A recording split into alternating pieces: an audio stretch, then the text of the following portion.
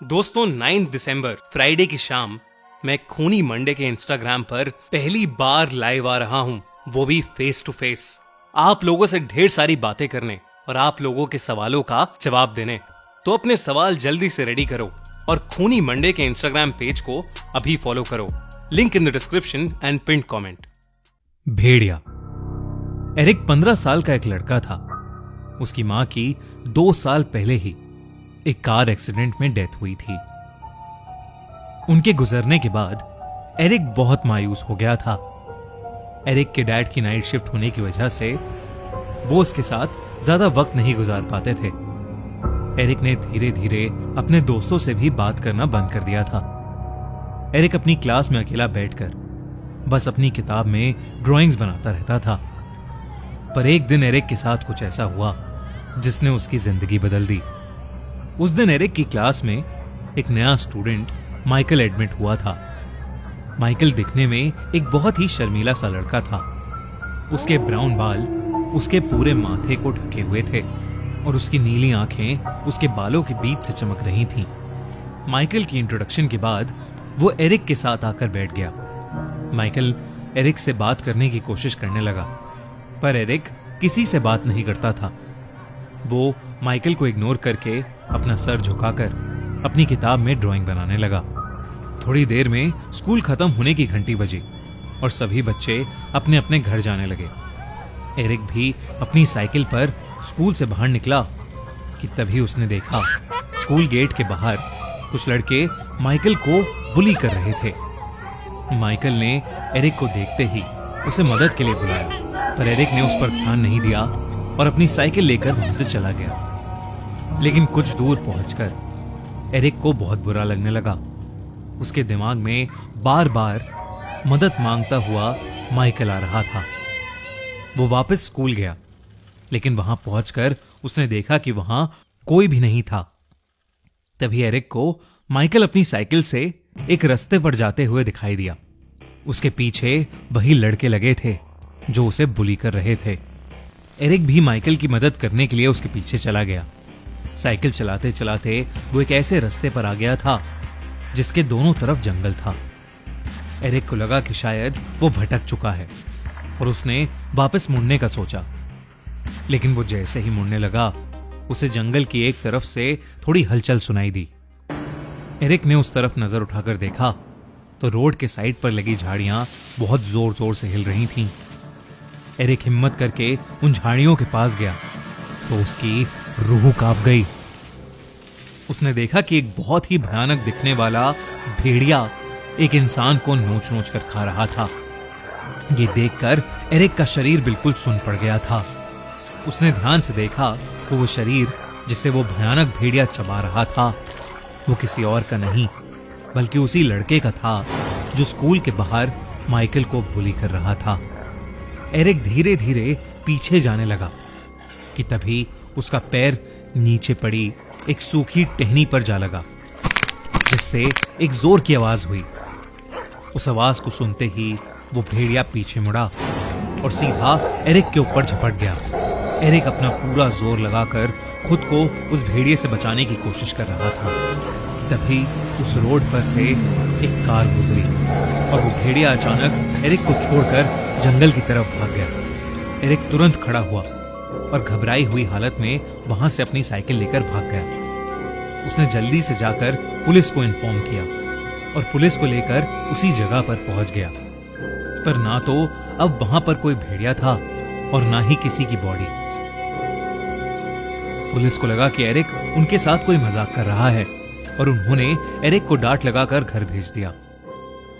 अगले दिन स्कूल में एरिक अपने फेवरेट टीचर मिस्टर ब्लैक से इस बारे में बात करने गया। एरिक की मॉम के मरने के बाद प्रोफेसर ब्लैक ने एरिक को काफी इमोशनली सपोर्ट किया था। एरिक को यकीन था कि कोई उसकी बात को समझे ना समझे, मिस्टर ब्लैक जरूर समझेंगे। एरिक ने अपने साथ हुआ किस्सा उन्हें बताया और एरिक की बात सुनकर मिस्टर ब्लैक हैरान हो गए और उन्होंने अपने कमरे के दरवाजे को बंद किया और अपनी अलमारी में से एक पुरानी सी किताब निकाली। एरिक को कुछ भी समझ नहीं आ रहा था, पर फिर मिस्टर ब्लैक ने उस किताब को खोला और कहा कि उन्हें ऐसा लगता है कि एरिक ने जो कल देखा वो कोई मामूली भेड़िया नहीं था, बल्कि एक वेयरवुल्फ था। वेयरवुल्फ यानी ऐसे मिथिकल क्रीचर्स जो वैसे तो इंसानी रूप में रहते हैं, पर आपे से बाहर हो जाने पर या किसी चांदनी रात में एक भयानक भेड़िए में बदल जाते हैं। ये सुनते ही एरिक के दिमाग में सिर्फ एक ही बात चलने लगी।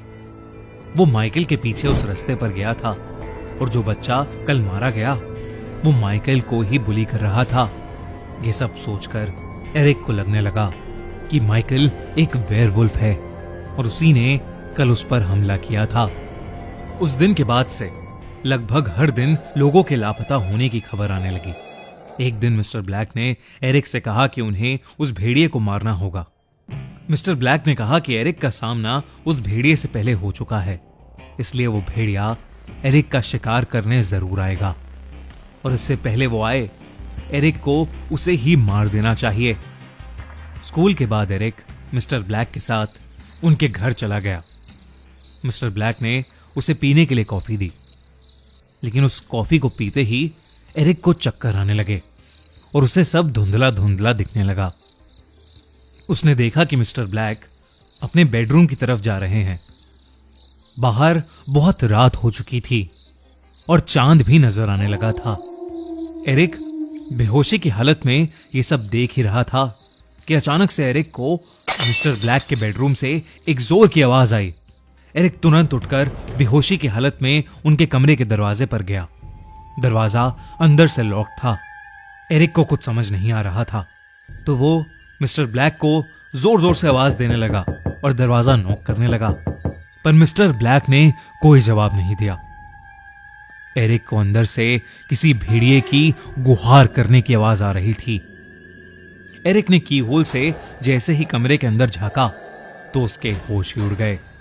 एरिक की आंखों के सामने मिस्टर ब्लैक की रीढ़ की हड्डी गोल हो गई और उनके पूरे शरीर पर बड़े बड़े बाल उगने लगे। उनका मुंह लंबा होने लगा और दांत एक जानवर जैसे बड़े हो गए। कुछ ही सेकंड्स में मिस्टर ब्लैक उस खूंखार भेड़िए में बदल चुके थे। एरिक समझ गया था कि वो वेयरवुल्फ माइकल नहीं बल्कि मिस्टर ब्लैक ही थे, पर इससे पहले कि वो कुछ कर पाता, मिस्टर ब्लैक ने दरवाजा तोड़ते हुए एरिक पर हमला किया। वो एरिक को नोचने लगे और एरिक दर्द में अपना हाथ इधर उधर मार रहा था कि तभी उसके हाथ में मिस्टर ब्लैक का लाइटर आ गया। एरिक ने जैसे ही वो लाइटर जलाया वो भेड़िया पीछे हट गया। एरिक ने आसपास की सारी चीजों को जलाना शुरू कर दिया। आग के डर से वो भेड़िया वहां से भाग गया। जब पुलिस मिस्टर ब्लैक के घर पहुंची तो उन्हें दिखा कि मिस्टर ब्लैक का घर जला पड़ा है और एरिक एक कोने में बेहोश पड़ा है। एरिक को जब होश आया तो उसने पुलिस को सब कुछ बताया, लेकिन उस दिन से मिस्टर ब्लैक भी गुमशुदा लोगों की लिस्ट में शामिल हो गए थे।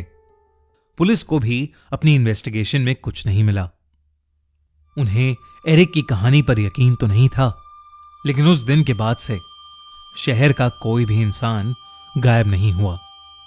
एरिक उस दिन बाल बाल बच गया, लेकिन अपने साथ हुआ वो भयानक एक्सपीरियंस वो शायद कभी नहीं भूलेगा।